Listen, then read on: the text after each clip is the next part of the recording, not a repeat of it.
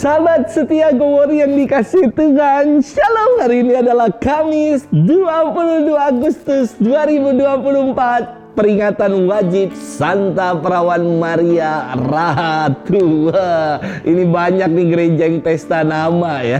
Peringatan ini dirayakan 7 hari setelah Hari Raya Santa Perawan Maria yang diangkat ke surga, yang dirayakan setiap tanggal 15 Agustus kemarin.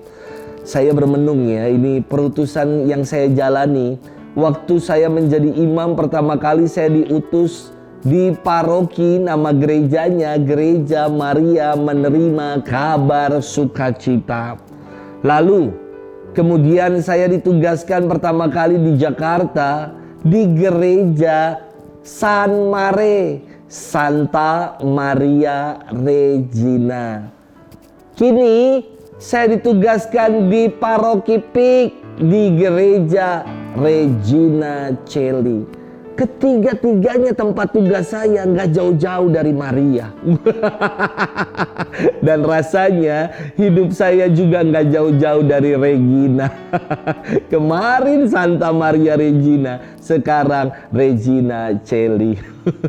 Dalam doa Rosario, di peristiwa mulia yang keempat dan kelima dikenangkan Bunda Maria yang diangkat ke surga dan dimakotai di surga. Ia yang dimakotai di surga diberi gelar sebagai Ratu Surga Regina Coeli. Maka tadi saya bilang banyak gereja yang merayakan pesta nama hari ini.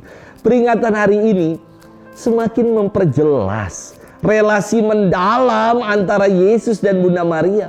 Kalau Yesus yang disebut sebagai Putra Allah, Raja Semesta, maka mamanya juga adalah ratu dong.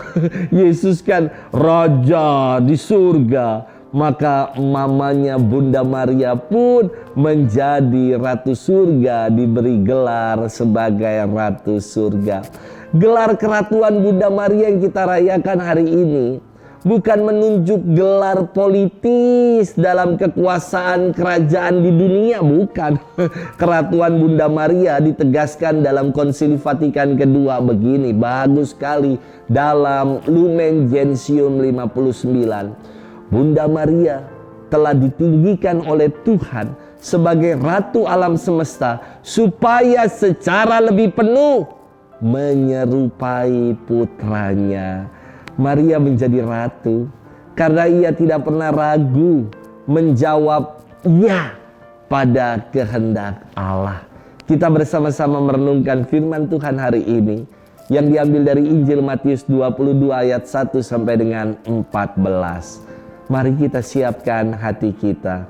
Haleluya, haleluya, haleluya, haleluya. Hari ini janganlah bertegar hati, tetapi dengarkanlah sabda Tuhan. Haleluya, haleluya, haleluya, haleluya. Tuhan bersamamu dan bersama rohmu. Inilah Injil suci menurut Matius, dimuliakanlah Tuhan. Pada suatu ketika Yesus berbicara kepada para imam kepala dan pemuka rakyat dengan memakai perumpamaan. Ia bersabda, hal kerajaan surga itu seumpama seorang raja yang mengadakan perjamuan nikah untuk anaknya. Ia menyuruh hamba-hambanya memanggil orang-orang yang telah diundang ke perjamuan kawin itu, tetapi mereka tidak mau datang. Raja itu menyuruh pula hamba-hamba lain dengan pesan, katakanlah kepada para undangan, hidanganku sudah kusediakan, lembu-lembu jantan dan ternak peliharaanku telah disembelih, semuanya telah tersedia, datanglah ke perjamuan kawin ini. Tetapi para undangan itu tidak mengindahkannya. Ada yang pergi ke ladangnya, ada yang pergi mengurus usahanya, dan yang lain menangkap para hamba itu, menyiksa dan membunuhnya. Maka murkalah raja itu. Ia lalu menyuruh pasukannya ke sana untuk membinasakan pembunuh-pembunuh itu dan membakar kota mereka. Kemudian ia berkata kepada para hamba, perjamuan kawin telah tersedia, tetapi yang diundang tidak layak untuk itu. Sebab itu pergilah ke persimpangan-persimpangan jalan dan undanglah setiap orang yang kalian jumpai di sana ke perjamuan kawin ini. Maka pergilah para hamba dan mereka mengumpulkan semua orang yang dijumpai di jalan-jalan, orang jahat dan orang-orang baik, sehingga penuhlah ruang perjamuan kawin itu dengan tamu. Ketika raja masuk hendak menemui para tamu, ia melihat seorang tamu yang tidak berpakaian pesta. Ia berkata kepadanya, "Hai saudara, bagaimana saudara masuk tanpa berpakaian pesta?" Tetapi orang itu diam saja. Maka raja lalu berkata kepada para hamba, "Ikatlah kaki dan tangannya dan campakkanlah orang itu ke dalam kegelapan yang paling gelap. Di sana akan ada ratap dan kertak gigi, sebab banyak yang dipanggil, tetapi sedikit yang dipilih." Demikianlah sabda Tuhan. Terpujilah Kristus.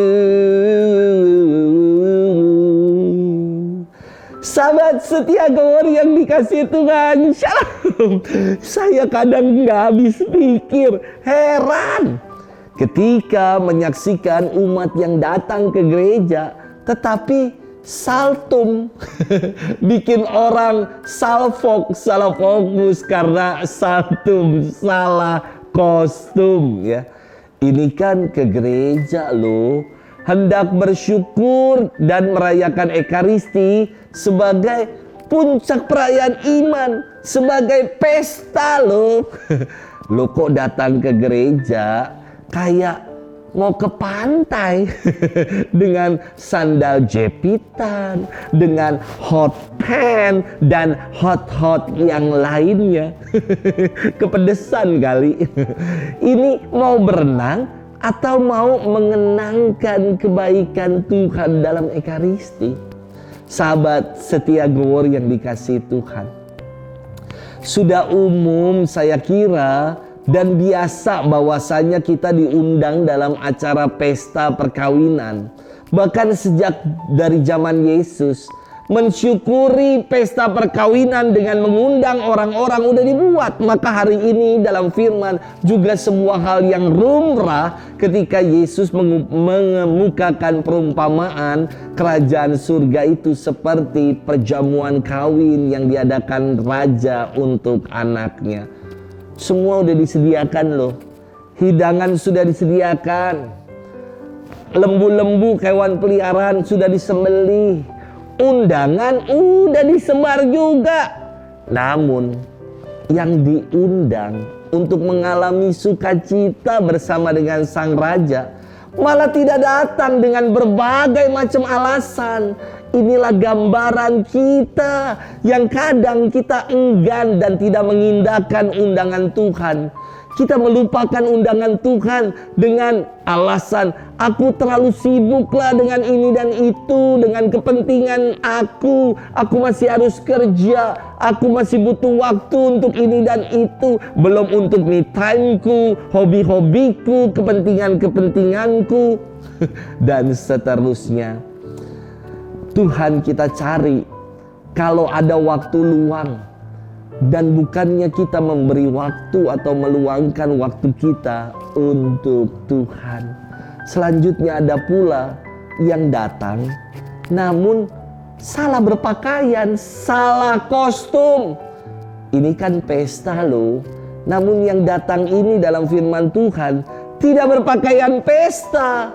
Untuk itulah raja ini marah karena ia sudah bermurah hati menyiapkan perjamuan, menyiapkan pesta, namun malah disepelekan dan diremehkan oleh orang-orang yang datang ke perjamuan tanpa berpakaian pesta.